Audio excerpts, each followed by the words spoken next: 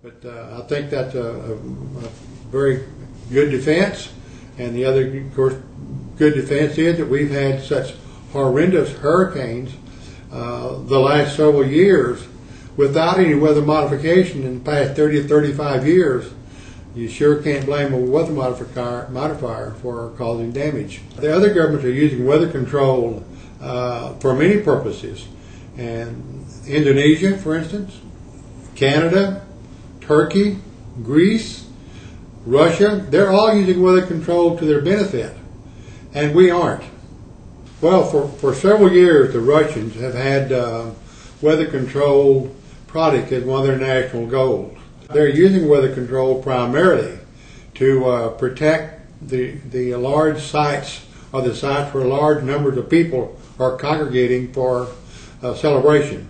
So, such as in Moscow or Stalingrad, when they have these big military events there, or parades, so forth, they bring their cloud seeding people in, and their objective is to keep it from raining or to knock the clouds down. And it's not just the Russians that do that. Our company, for instance, does the same thing in Calgary every summer.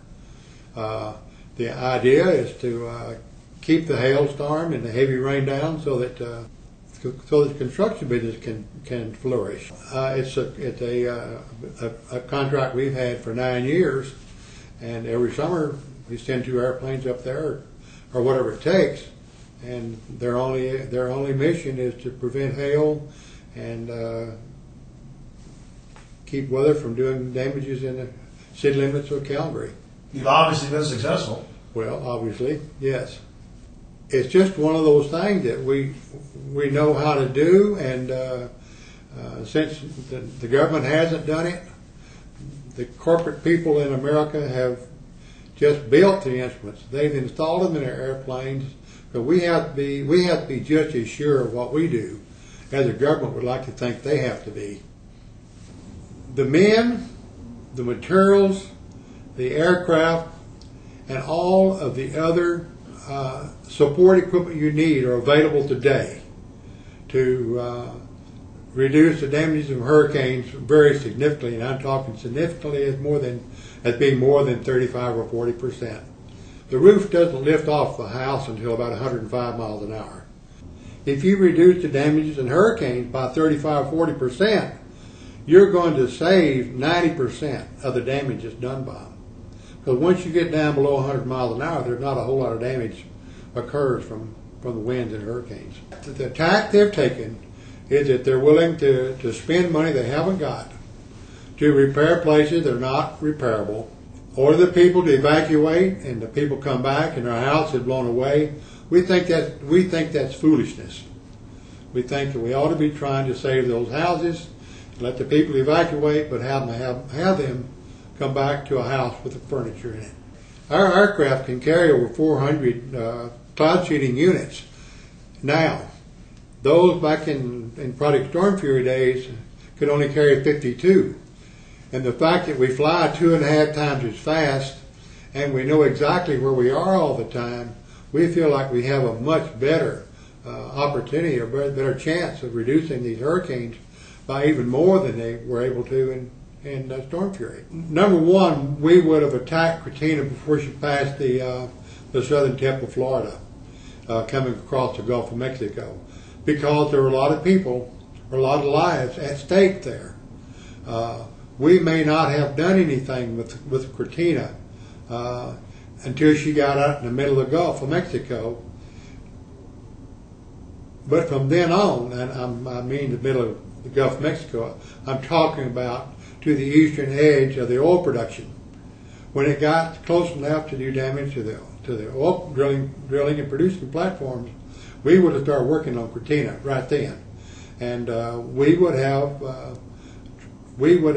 seeded those energy cells in there based on data from the satellite information.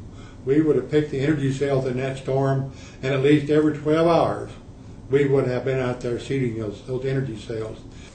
Well, the problem we have right now is that while we have contacted every senator in the U.S. Senate, all 100 of them, we've had one mediocre response from one of them. you get the impression that they just don't care what happens about the hurricanes. And we have presented a proposal to them to do hurricane damage reduction for the year 2006, and it amounts to around $6,000 a month. But we have enough airplanes, we have enough people in our company that we can do that. We need to be out there seeding these hurricanes, and if we don't get the results that we think we're going to get, then we can say we're not ready for it. But that's not going to be the case. Hello, my friends. It is November 16th, 2005. You want solutions, we give them to you. The federal government, Stanford Research Institute, and others successfully looked at the data that the Navy was able to engage in, the activities they engaged in back in the late 60s, and they were knocking out these hurricanes. That's proven. And it's simple technology. They go into the energy cells and they break them down. They slow them down. They make them dump their water into the Atlantic, the Pacific, or the different bodies of water around the world, including the Gulf of Mexico.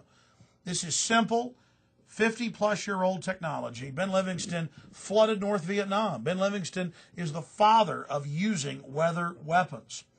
And going through the documents, I mean, top meteorologists, people who are the pillars, the base of meteorology, say that this is real, this works. So next time a hurricane is barreling towards Louisiana, New Orleans, Houston, areas of Texas, Tampa, Florida, ask yourselves, why don't they have planes out there knocking out the energy cells that drive the hurricane? This is very simple technology. People can debate all day whether they've got ionizing systems and weather modification and all these third-generation systems, all this high-tech stuff. Clearly, I've seen the patents. Clearly, it's there. But this proves that with ancient technology, 50 years is ancient in the modern scale. Technology doubles and computing power doubles every 2.5 years, roughly. This is ancient technology. This works. There are scores of companies that go around the world controlling and modifying the weather on a local scale. This is real. The science is demonstrated and proven.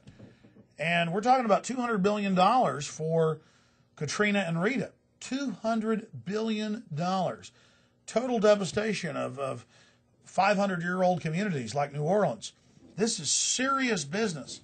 And it's money you're going to be paying for a long time. But Ben Livingston, who was at the highest levels of the federal boards running these operations, told us in radio and TV interviews, he openly said that the federal government doesn't want to stop hurricanes because they can just hand out hundreds of billions of dollars and get more federal control.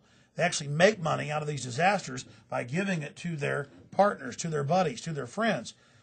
This whole crony system we're facing.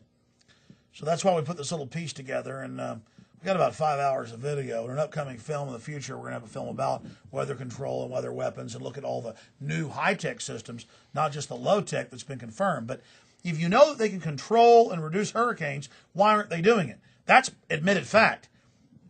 Then we can debate about what's coming in the future or other secret systems. All right. Here for the next 30 minutes are Steve Watson and Paul Watson, and they're here from the United Kingdom. And these are good guys. They run PrisonPlanet.com and PrisonPlanet.tv. We write articles every day, and they post the news and post your emails and take all your questions and comments. And Steve lives in London, and Paul lives in Sheffield.